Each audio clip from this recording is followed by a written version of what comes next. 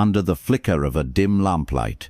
A man sits alone, surrounded by the quiet hum of a sleeping world. The streets outside are empty, the kind of silence that almost hums. His thoughts are not. They are loud, too loud, tangled between the world he sees and the one others refuse to look at. His name is Carl Jung, and he's about to confront a truth that most people spend their entire lives running from, the danger of seeing what others don't. There's something quietly terrifying about a mind that sees too deeply. It's like staring into the dark corners of a house everyone else pretends is clean. Jung understood this better than most. He wasn't just a psychologist, he was an explorer of the invisible. While others studied behavior, Jung dove headfirst into the abyss of the human soul. And in that abyss, he found something that still disturbs us to this day: the shadow. The part of ourselves we exile, the one we deny, repress, and bury beneath masks of normality. But what happens when someone refuses to look away? When someone dares to see what others won't? That's where the danger begins. Not just for them, but for everyone around them. For Jung, the shadow wasn't a theory. It was alive, moving within people, shaping societies, hiding in plain sight behind laughter, morality, and even progress. To see it was to lose innocence. To acknowledge it was to risk isolation, because once you see the truth of human nature, it's impossible to unsee it. And that kind of vision changes everything. Imagine being at a dinner party where everyone is laughing, polite, perfectly composed. But you somehow can see the small tremors under their smiles, the envy, the resentment, the insecurity. You notice the fragile armor in every joke, the fear hidden behind every confident glance. You realize that beneath all this civility, there's something ancient and untamed, something capable of cruelty and compassion in equal measure. Now imagine trying to speak about it, trying to explain to those same smiling faces that beneath their light, their shadow.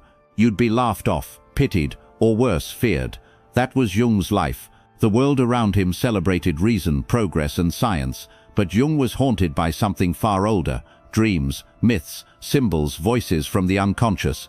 He saw the psyche not as a machine but as a living, breathing cosmos, vast and unpredictable. And when he spoke of it, he didn't sound like a scientist. He sounded like a prophet. There's a moment in Jung's life that feels almost cinematic. The night he began his descent into what he called his confrontation with the unconscious. For years he had been the brilliant successor to Freud, the prodigy of modern psychology. But something in him began to fracture. Strange visions haunted him. Floods consuming Europe, rivers of blood, a world drowning in chaos. He thought he was going mad. But later, when the First World War broke out, Jung realized something horrifying. His visions had not been madness. They had been prophecy. He had seen what others couldn't yet perceive, the collective shadow of humanity about to erupt. To see beyond the surface, Jung learned, is to bear a burden. The seer is never the celebrated one. They are often cast out, misunderstood, or feared, because truth is disruptive. It demands that illusions die, and people cling to their illusions as if they were oxygen. Jung once said, "People will do anything, no matter how absurd, to avoid facing their own souls," and he was right. In a world obsessed with progress, Jung turned inward. He realized that every human being carries within them both light and dark, the potential for creation and destruction, love and hate, faith and despair. To deny one half is to live half a life. Yet society teaches us to choose a side, to be good, proper, presentable, and so we push the rest into the dark until it bursts out, often violently. Jung saw this not just in individuals, but in nations, in politics, in religion. The world's wars, he believed, were projections of our inner wars. When we refuse to face our shadows, we unleash them on others. That's the danger of seeing what others don't, because once you see the source of human madness, you realize it's not out there, it's in here. There's a kind of loneliness that comes with that awareness. Jung felt it deeply. He withdrew from the professional world, from Freud, from fame. He began speaking to inner figures, voices he called archetypes. People thought he'd lost his mind, but Jung wasn't breaking. He was transforming. In those inner dialogues, he met characters that felt mythic: the wise old man, the divine child, the shadow, the anima. Each represented something universal in the human soul. He was building a map of the unseen world, a territory no one else dared to chart. But this journey came at a price. Jung's journals from this period read like the writings of a man teetering between enlightenment and insanity. He saw visions of gods and serpents, heard voices, watched entire civilizations rise and fall within his mind. To live between worlds, the rational and the mystical, was to walk a razor's edge, and yet it's in that liminal space that Jung found truth. He realized that those who see differently, the artists, mystics, thinkers, are often condemned not because they're wrong, but because they threaten the collective dream. Humanity prefers the comfort of blindness. Seeing too much makes you an outsider. It isolates you from the herd. But paradoxically, that same isolation is where individuality is born. Jung's life became a mirror of his philosophy. To become whole, you must first be willing to be misunderstood. In one of his most haunting reflections, Jung wrote, "The privilege of a lifetime is to become who you truly are. But that privilege comes with exile. To truly become yourself, you must confront the parts of you that society taught you to hide. Your fear, your rage, your envy, your longing. You must enter your own shadow and make peace with it. Only then can you see others clearly. Only then can vision become wisdom." Yet most people don't want wisdom. They want certainty. They want simplicity. They want the illusion that life can be tidy, moral, and under control. So when someone like Jung steps forward saying that the divine and the demonic live in the same heart, they recoil. Because he wasn't offering escape, he was offering reflection. The danger of seeing what others don't isn't just the loneliness of understanding, it's the burden of compassion. Once you see the full range of human nature, judgment becomes harder. You can no longer simply call people good or evil.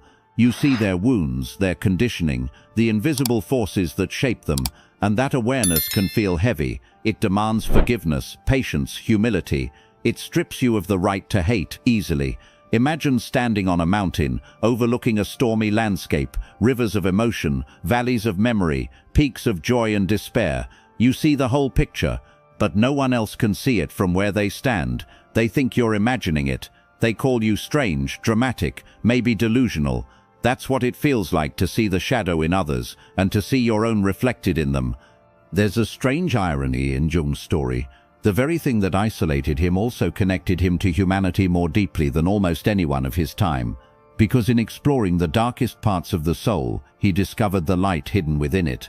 The shadow, he said, is not evil. It is simply unlived life, rejected potential. What we fear in the dark is often the part of us waiting to be integrated. That's why seeing what others don't can be both a gift and a curse. It grants you vision, but steals your innocence. It awakens you, but robs you of belonging. It teaches you that truth is not beautiful until it's complete, and completeness includes darkness. Jung understood that the real danger isn't in seeing too much, it's in refusing to see at all. Because what we refuse to see eventually rules us, silently, invisibly, through our fears, our politics, our relationships. The man who sees the shadow may suffer, but the man who denies it will destroy himself. Jung's later years were quieter. He spent his time near Lake Zurich, building a stone tower by hand, his sanctuary. It wasn't just a home, it was a symbol. Stone by stone, he was externalizing his inner work, creating a monument to integration, the union of conscious and unconscious, light and dark. When asked why he built it, he simply said, "It gave me a sense of being myself." There's something profoundly human in that image, an old man, hands rough from labor, building his truth in silence while the world rushes past. He no longer needed to prove or persuade. He had seen too much for that. The tower stood like his psyche, imperfect, enduring, whole, and maybe that's where we find the heart of this story. The danger of seeing what others don't isn't a curse to be avoided, but a calling to be accepted. Because the act of seeing, truly seeing, is the first step toward healing. Jung paid for his vision with isolation, yes, but he left behind a map for all of us, a way to walk through darkness without being consumed by it. He once said, "One does not become enlightened by imagining figures of light, but by making the darkness conscious." It's a statement that sounds poetic until you understand what it really demands. To make the darkness conscious means dragging the hidden parts of yourself out into the open. It means standing face to face with the things you most fear, not in others but in you. That's the true danger of sight. Once your eyes adjust to the dark, you realize the monsters were never outside your door. They were living quietly in the basement of your own heart. Jung often compared this process to alchemy, the ancient art of transforming lead into gold. But in his view, the real alchemy happened inside the human soul. The lead was the shadow, the pain, the guilt, the repressed desire. The gold was self-awareness, wholeness, transformation. And just like the old alchemists who worked in hidden chambers, this inner work required solitude, patience, and a willingness to endure the heat of the fire. That's why Jung's journey still resonates today. In a world obsessed with light, with positivity, success and image, his message feels like heresy. We are taught to look away from suffering, to curate perfection, to chase happiness at all costs. But Jung warned that what we suppress doesn't disappear, it festers. It turns into projection, prejudice, addiction, violence. If we don't face our shadows individually, we end up living them collectively. You can see it everywhere, in the rage that fuels social media, in the fear that divides nations, in the loneliness that hides beneath endless entertainment. Jung would say we are haunted by what we refuse to confront. Our technologies evolve, our economies grow, but the psyche, that ancient wilderness, remains untamed. The danger isn't that we don't know enough about the world, it's that we don't know enough about ourselves. And yet there's hope hidden in this darkness. Jung's vision wasn't one of despair, but of integration. He believed that the human spirit is capable of astonishing transformation, that beneath all the layers of fear and confusion lies something eternal, what he called the self, the divine center of being. It's not a mask or a role, it's the essence of who we are before the world told us who to be. To reach it, though, we must pass through the shadow. There is no shortcut, no enlightenment without descent. Jung's red book, the journal he kept during his most turbulent years, is a testament to that journey. In it, he recorded his visions, his dialogues with inner figures, his descent into mythic landscapes. Reading it feels like entering a dream, a world where symbols breathe and consciousness becomes a living myth. For Jung, these weren't hallucinations or fantasies. They were messages from the deep, communications from the collective unconscious, the ocean of images and instincts shared by all humanity. He believed that myths weren't lies or primitive stories. They were psychological maps, blueprints of the inner world. Every hero's journey, every god and monster, every fall and redemption, all of it mirrored the struggles of the human soul. And when a person became aware of these patterns within themselves, they gained power, not over others, but over their own fate. But the irony, again, is that such insight can isolate you. To see the patterns means you no longer fit neatly into them. You become aware of how the collective mind moves, how crowds behave, how ideologies seduce, how faith can both heal and harm. You begin to sense the invisible architecture of human belief, and that knowledge can make ordinary life feel distant. Jung often spoke of the modern man in search of a soul. He saw a civilization drowning in material progress, but spiritually starving. Machines were advancing, but meaning was disintegrating. The outer world grew louder, the inner world quieter. He warned that if we continued to ignore the unconscious, it would rise again, not as myth, but as madness. Wars, fanaticism, totalitarian movements, all, he believed, were symptoms of a neglected soul. And yet, even in the chaos of the 20th century, Jung's faith in the human psyche never faltered. He saw darkness, but he also saw possibility, that each individual, by confronting their own shadow, contributes to the healing of the collective. One person's self-knowledge can ripple outward, subtly changing families, communities, even nations. The work of the soul, though invisible, reshapes the visible. Think of it this way: when one person learns to see their own anger, not as evil, but as pain asking to be heard, they become less likely to harm others. When someone faces their envy, their fear, their grief, and meets it with honesty instead of denial, they create space for compassion. That's how the world changes, not through slogans or revolutions, but through the quiet, invisible courage of those who dare to see. But make no mistake, this kind of sight is not comfortable.